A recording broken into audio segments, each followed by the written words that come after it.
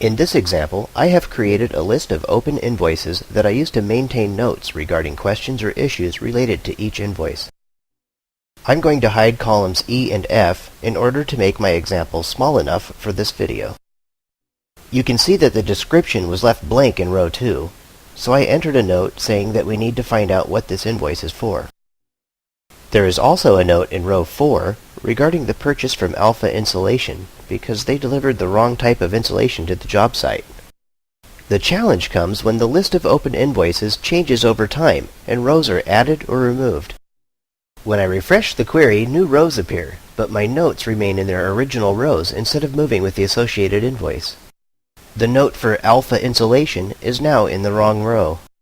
I can move this information manually, but you can imagine how frustrating it would be, if not impossible, to maintain this kind of information on a large spreadsheet. Event 1 has added a new workbook function to Office Connector specifically to solve this problem. For the sake of screen space, I'm going to hide another column to make room for our example. Next, I insert a column to retain the notes that I have typed. I could just add it to the right of the notes column, but placing it adjacent to the query makes it more convenient to copy the formula down when I'm done.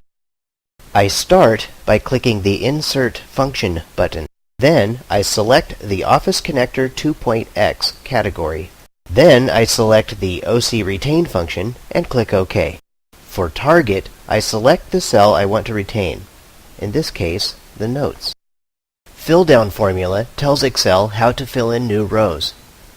You have to enclose your formula in quotes. For example, quote equals 0, quote for numeric entry. For blank text, we have created a special shortcut so you can simply enter quote quote and Office Connector will convert that to a blank text formula for you. Since my notes are text, that's what I'm going to do here. The keys argument tells Office Connector how to find the row where the input value belongs.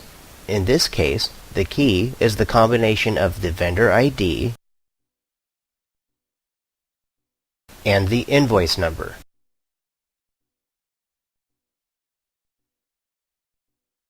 You'll notice that the formula returns as 0. The return value of this formula is meaningless.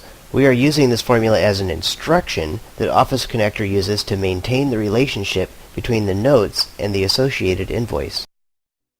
Since I inserted this function adjacent to the query, I can double-click the fill down handle to copy it down to the bottom of the data. Now I can hide this column, and when I refresh the data, my notes stay on the correct rows.